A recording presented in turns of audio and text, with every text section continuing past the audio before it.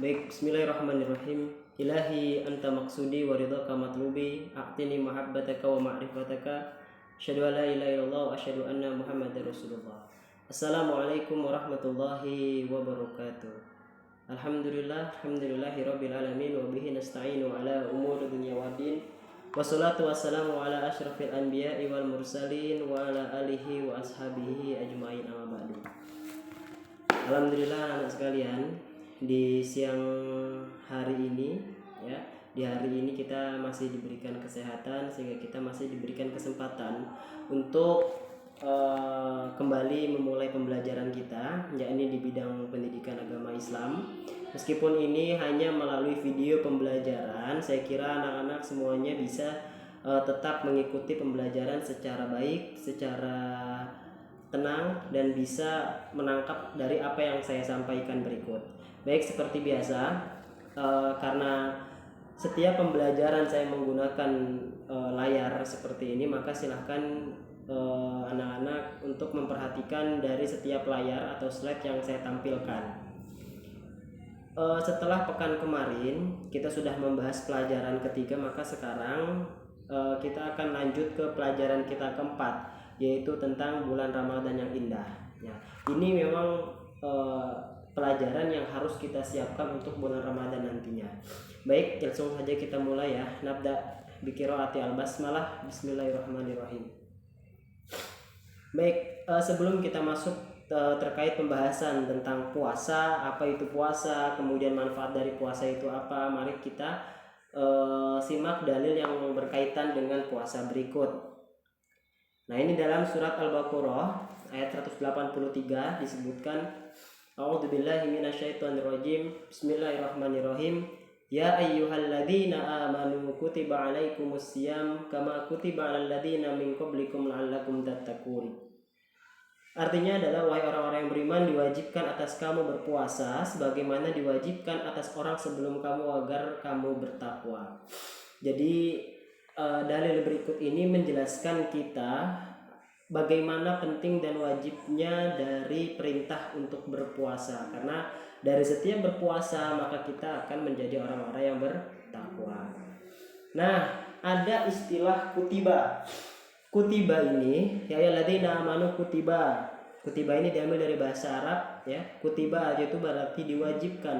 Wajib bagi orang-orang yang beriman yang berpuasa. Jadi kalau misalkan kita sebagai orang yang beriman, maka hukumnya menjadi wajib. Karena sifat dari puasa Ramadan sendiri itu adalah wajib gitu. Nah, selanjutnya kita next ya. Oke, ada satu amalan yang wajib dikerjakan di bulan Ramadan. Apa kira-kira? Kalau misalkan tadi sebelumnya kita membahas tentang dalil dari puasa, maka ada satu amalan yang wajib kita kerjakan. Apa itu? Ya, yaitu adalah puasa di bulan Ramadan. Maka hukumnya itu menjadi wajib. Selanjutnya, puasa dalam bahasa Arab. Nah, ini kita harus mengetahui dulu ya, puasa. Nanti kalau anak-anak pada pengen puasa itu apa sih kira-kira puasa itu? Artinya itu bagaimana gitu ya.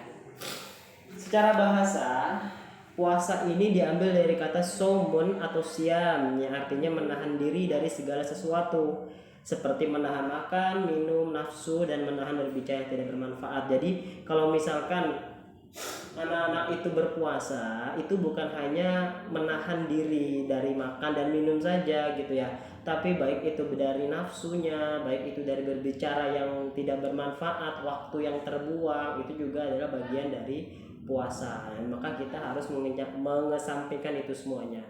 Selanjutnya ada lagi nih, puasa menurut ajaran agama Islam gitu ya. Apa sih maksudnya? Menurut ajaran agama Islam, puasa itu disebutkan menahan diri dari hal yang membatalkan. Nah, nanti kita akan bahas nih apa saja sih yang bisa membuat puasa kita itu menjadi batal. Nah, kapan puasa ini dimulai? Sejak terbitnya fajar sampai terbenam matahari.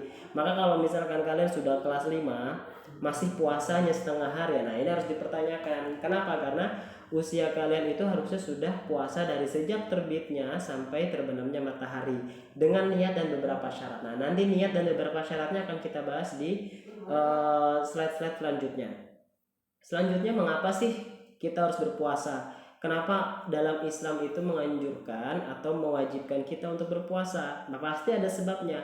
Setiap Allah itu menurunkan yang namanya perintah, itu pasti ada dasar-dasar yang yang menjadi sebab dan manfaatnya seperti itu. Oke, berpuasa itu akan menghasilkan takwa. Ya, takwa. Mungkin ada yang baru dengar apa itu takwa? Ya, coba kita bahas di sini takwa itu apa sih?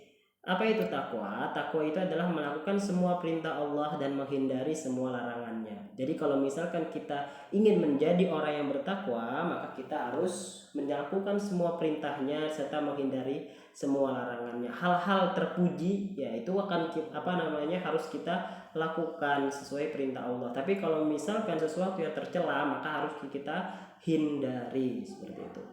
Selanjutnya pembahasan. Oke, kita akan membahas yang pertama syarat wajib puasa, yang kedua syarat sah puasa, yang ketiga ada lagi rukun puasa. Nah, dari ketiga ini akan kita bahas secara satu persatu, oke? Selanjutnya, yang pertama adalah syarat wajib puasa. Maka puasa kita ini hukumnya akan menjadi wajib, ya, apabila syarat-syarat ini terdapat pada diri seorang. Apa saja? Yang pertama berakal sehat, ya. Orang gila itu termasuk orang yang tidak punya akal atau akalnya itu rusak, jadi dia tidak wajib untuk berpuasa. Maka kalau misalkan anak-anak semuanya akalnya sehat, tidak gila, maka itu harus wajib berpuasa. Kedua adalah balik atau dewasa, ya. Anak-anak yang belum balik tidak wajib berpuasa, tapi saya kira di sini kelas 5 terutama perempuan itu ada beberapa yang sudah datang bulan, ya, maka itu wajib hukumnya untuk bisa puasa dari menjadi hukumnya itu menjadi wajib itu kalau misalkan yang sudah balik. Selanjutnya ada lagi kuat berpuasa. Orang yang lemah fisik tidak wajib berpuasa, misalnya itu lemah karena tua, boleh tidak berpuasa tetapi dengan fidyah.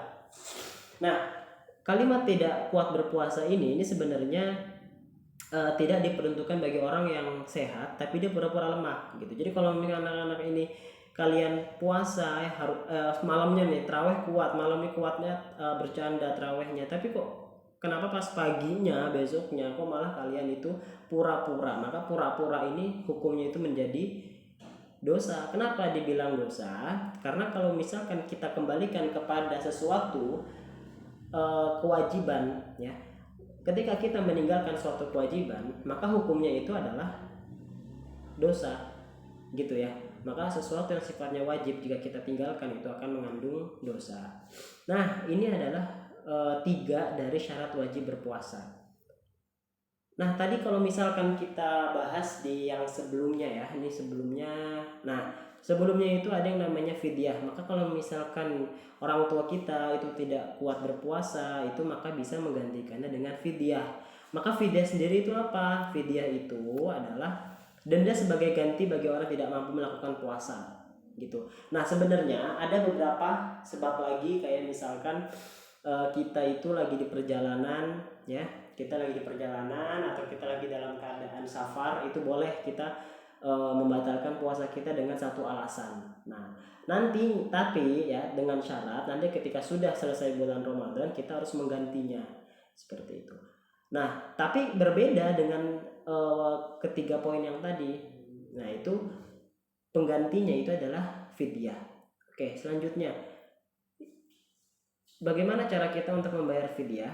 Nah, yang pertama adalah memberi makan setiap hari sejumlah hari di mana orang yang bersangkutan tidak berpuasa kepada orang yang fakir, banyaknya 1 mud. Nah, ini yang harus kalian garis bawah itu adalah di sini. Banyaknya 1 mud ini, gitu ya. Nah, berapa 1 mud itu? 1 mud itu sama dengan 626 gram. Nah, apa yang bisa kita fidyahkan, ya, itu bisa berupa beras atau bisa juga yang namanya makanan pokok. Seperti itu. Oke, paham ya? Oke, selanjutnya syarat sah puasa. Apabila syarat ini terdapat pada orang tersebut maka puasanya akan menjadi sah. Apa saja? Yang pertama Islam. Orang yang tidak beragama Islam tidak sah berpuasa. Gitu ya, ini secara Islam. Kalau misalkan ada orang non Islam tapi dia berpuasa maka puasa tidak dianggap. Yang kedua adalah orang yang berakal. Orang yang tidak berakal atau gila atau dalam keadaan mabuk ini tidak akan sah puasanya. Selanjutnya mumayyiz atau tamyiz, yaitu cerdas dan dapat membedakan antara baik dan buruk. Maka kalau misalkan kamu sekarang kelas 5 ya, kelas 5 ini udah harusnya sih udah bisa membedakan mana yang baik dan mana yang buruk.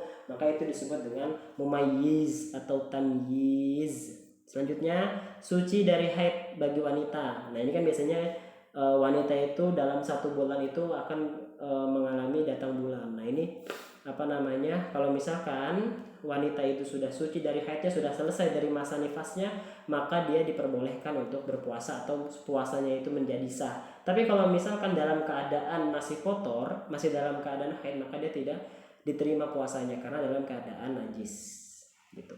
Nah, yang terakhir adalah dalam waktu yang diperbolehkan berpuasa, kita dilarang berpuasa pada 2 hari raya, Idul Fitri dan Idul Adha dan hari tasyrik. Artinya bagaimana? Maka ketika Idul Fitri atau Idul Adha itu kita tidak diwajibkan atau tidak diperbolehkan untuk kita berpuasa. Itu hukumnya menjadi haram kalau misalkan kita berpuasa di Idul Fitri ataupun Idul Adha. Dan yang kedua adalah hari tasyrik, yaitu tanggal 11, 12 dan 13 bulan haji. Selanjutnya apa sih nifas itu? Nah, ini perempuan biasanya ini kamu akan mengalami seperti itu. Nah, sekarang nifas itu apa? Jadi nggak semua perempuan itu di setiap umur ya itu akan merasakan nifas. Tapi kalau misalkan orang nifas itu biasanya terjadi sama orang yang setelah melahirkan. Nah, apa nifas itu? Nah, nifas itu adalah kondisi setelah ibu melahirkan. Mereka juga tidak sah berpuasa. Jadi kan kalau misalkan perempuan atau ibu kita melahirkan itu kan masih ada sisa-sisa darah dari apa yang sudah dikeluarkan. Nah, itu dia harus menunggu yang namanya masa nifasnya selesai, baru dia bisa melakukan beribadah kembali. Nah, dalam Islam, ahli ilmu dari kalangan sahabat Nabi, tabi'in dan orang-orang setelah bersepakat bahwa nifasnya perempuan itu ya, itu selama 40 hari. Ini masa nifas gitu. Nah, selama kurun waktu kurang lebih selama 40 hari ini wanita ini tidak diperkenankan untuk sholat atau ibadah-ibadah lainnya ya, kecuali ibadah-ibadah yang tidak ada sangkut pautnya dengan kesucian gitu. Nah, kalau misalkan perempuan dalam keadaan nifas, maka hukumnya ketika dia berpuasa itu akan menjadi tidak sah. Selanjutnya, rukun puasa ada 2 nih ya. Yang pertama itu adalah berniat ya, artinya menyengaja puasa Ramadan, waktunya setelah matahari terbenam sampai sebelum terbit fajar. Yang kedua adalah menahan dari segala sesuatu yang membatalkan puasa, mulai dari terbit fajar hingga terbenam matahari. Selanjutnya, ini adalah sebab-sebab yang akan membatalkan puasa kita. Yang pertama, makan atau minum dengan sengaja. Siang hari bolong nih kan, panas, tiba-tiba kalian mendekati kulkas, buka kulkas, minum ya kan, nah itu udah batal, sengaja lagi. Berbeda lagi dengan orang yang tidak sengaja. Yang kedua adalah muntah. Nah, ini bisa muntah nih. Ini tangan biasanya suka dimasukin ke mulut ya kan, diolok-olok sampai dia itu muntah. Nah, itu batal puasanya. Meskipun dalam keadaan muntah ya, karena dia melakukan dengan sengaja, maka puasanya menjadi batal. Selanjutnya adalah datang bulan. Nah, ini datang bulan atau haid atau melahirkan. Maka misalkan perempuan nih lagi puasa, ternyata di pertengahan hari datanglah di bulannya atau dia tiba-tiba datang masa haidnya ya, maka batalkan puasanya gitu ya. Kenapa? Ya karena memang dia dalam keadaan haid gitu. Itu tidak apa-apa, nggak masalah. Selanjutnya adalah hilang akal atau gila. Kamu mau sebentar kayak mau cuma 1 menit atau 2 menit, jika kamu dalam keadaan hilang akal, ini biasanya hilang akal ini disebabkan kayak minum minuman keras yang sifatnya itu memabukkan. Nah, itu akan bisa menghilangkan akal kita, jadi kayak kita tuh nggak sadar diri gitu loh. Itu disebut hilang akal. Selanjutnya adalah murtad, keluar dari agama Islam. Murtad itu. Nah, apabila seseorang sedang berpuasa lalu melakukan perbuatan tercela, ya, maka rusak atau berkurang pahala ibadah puasanya. Jadi gini, ketika seseorang itu berpuasa, kemudian dia melakukan perbuatan-perbuatan yang tercela atau perbuatan-perbuatan jelek, maka puasanya itu bukan tidak sah, tapi puasanya itu akan berkurang pahalanya gitu. Contohnya apa sih sekarang Pak, kira-kira apa Pak contohnya nih perbuatan-perbuatan tercela? Nah, contoh perbuatan tercela: berdusta, menghina, menghasut, memfitnah, berkata kotor, berkelahi, bertengkar dan sebagainya. Itu adalah bagian-bagian dari perbuatan tercela gitu. Maka inilah beberapa poin yang harus anak-anak hindarkan ketika sedang berpuasa. Inilah sebabnya kenapa puasa itu dalam konteks Islam itu adalah menahan diri dari makan minum, kemudian nafsu, kemudian dari perbuatan-perbuatan yang tidak bermanfaat. Nah ini kenapa? Ya karena memang itu adalah aturan dalam Islam gitu. Selanjutnya, nah dalam bulan Ramadan ada beberapa hal yang kita dapat amalan-amalan yang bisa menambah kebaikan kita atau menambah pahala kita di bulan Ramadan. Contohnya sholat tarawih, ya kan biasa sholat tarawih itu dilakukan secara berjamaah setelah isya di masjid itu kan. Nah itu adalah bagian dari kita memperbanyak kebaikan di bulan Ramadan. Jadi ketika kita di bulan Ramadan itu amalan kita itu bukan cuma berpuasa, tapi salah satunya adalah sholat tarawih. Yang kedua tadarus, ya tadarus Al-Quran. Ya, apa sih tadarus itu? Membaca Al-Quran secara tartil dengan tajwid dan makhrajul hurufnya secara fasih dan benar. Yang ketiga adalah bersedekah. Nah ini tiga amalan ini adalah amalan-amalan yang bisa menambah kebaikan kita di bulan Ramadan.